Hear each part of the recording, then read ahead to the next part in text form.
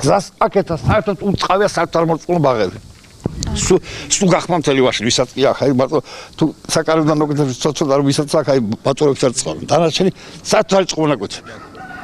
ძალიან მაგარი პრობლემაა, ძალიან მაგარი მოკრესა რომ საერთოდ მოსავალი აღარ აქვს, აი გზას აკეთა, აი მარჯვენა მხარეს. ანუ გამოდის რომ სოფელი სოფლის მეურნეობას ვეღარ მისდევს. კაცი შული ვეღარ არის, საძოვრებიც აღარ არის, თვალავს თუ ის ბალაკიც აღარ მოდის.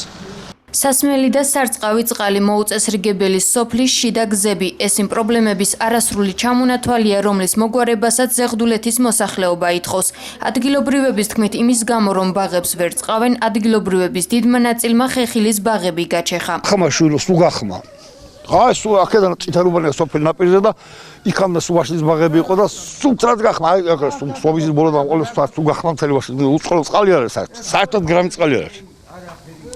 ლიახსა იქნა ის მიაგდა რამდენი ნახეთ დაჟდება რომ ამ მოკაჭო და ის ტელეფონის ახშე ჩააგდონის წყალი წამოვიდა საქმე ტყუილი ვიღა გააკეთა არ არის სარწყავი წყალი აი ეგ აქ პრობლემა ძირითადად რომ მორწყო და მოსავალი მოიყვანოს ხალხს მეტი არაფერი აბა რითი საზრდოობს ეს სოფელი ხო მაგას არ გავუნებგენ თორე რითი და ამინდით ხახვი მოყვან ყველაფერი ო თავისთავად ამინდს ხეხილის ბაღები თუ გაიჩეხა ამის გამო სულ გაჩეხილი არის ახლა არ ვერ ახაროს სასმელწყალს ადგილობრივები სოფლის ცენტრიდან ეზიდებიან, თუმცა პენსიონერებს და მათ ვისაც ჯანმრთელობის პრობლემები აქვს, წყლის ზიდვა განსაკუთრებით უჭირს. რაც შეეხება შიდა გზებს, მოსახლეობა ამბობს, რომ გზები მთლიანად დაზიანებულია და გადაადგილება როგორც ტრანსპორტით, ისე ფეხით მოსიარულეთათვის პრობლემას წარმოადგენს.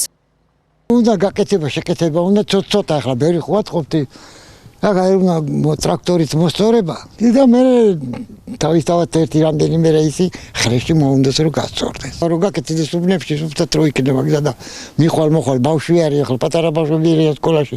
ხანახელი ჩამყო ხოლმე სკოლაში. აი კამდის ეგამი რა რომ ტარახი როა და. აი ეს გზა, აი დიდი წყალია, აი არის 15 მეტრი. ვეგანს გავდივართ, ვერ გამოვდივართ. აი შვილო. წლისლია დგა, წლისლია, აი ეხა წლისლია. ვერ გავდივართ და ვერ გამოვდივართ. სულ 20 მეტრაა, 10 მეტრი 10 მაგრები. ვერ გაი 20 მეტრაა და აი ვერ გამოვდივართ. აი ეხლა დაშვდა წყალი, აი. ეხამი დავდივართ ტაპოში, აი. შორი მანძილია, მაგრამ არის შვილო, აი გადავედი კრანთანა. ბუტკები რო არის მან იქა. იქიდან მომაქ, აბა რა ვქნათ. ესე უპატრონო სამგდივარ, არავინ არ ჩემი პატრონი, აბა. 90 წლის ხალია ბე. დღეში რამდენჯერ გიწევთ წყალზე გადასვლა? რამდენჯერ მინდა პირველად დასალევად მომავიწყე კერძით ვინა, მაგრამ ნაიზე გაუბედურებული. როგორ შეიძლება ეს როგორი დროება? ხელი მოსაწერას ჩქარ ჩამიყვანის იქ ამანქანი და ეხლა წამიყვანონ, აბა.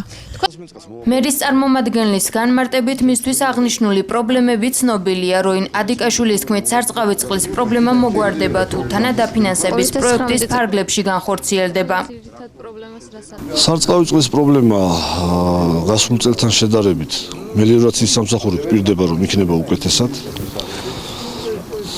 ჩვენ შევთავაზეთ მოსახლეობას რომ მერის თანადაფინანსებით გაეკეთებინათ ჭაბურღილი, რომელიც თანადაფინანსებას ითვალისწინებს მოსახლეობის 10%-ს და მერის 90%-ის თანადაფინანსებით. ეს იდეაც შესაძლებელია რომ განვახორციელო და მაგ მხრივ მოგვარდეს სარწყავი წყლის პრობლემა.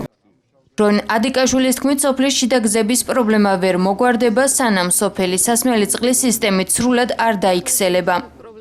მოეწყოს ჭაბურღილი და დაიქცელოს მთლიანი სოფელი, ანუ მოეწყოს მთელი სისტემა სარწყავი სასმელი წყლის. თავადებში მოხდება ეს? ეს მოხდება 2019 წლის ბოლომდე.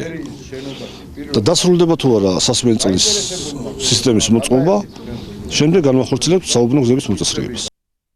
ზეღდულეთის მოსახლეობა ამბობს, რომ ხელისუფლებამ მათი სოფელი დაივიწყა, ისინი პრობლემების დროულად მოგვარებას ითხოვენ.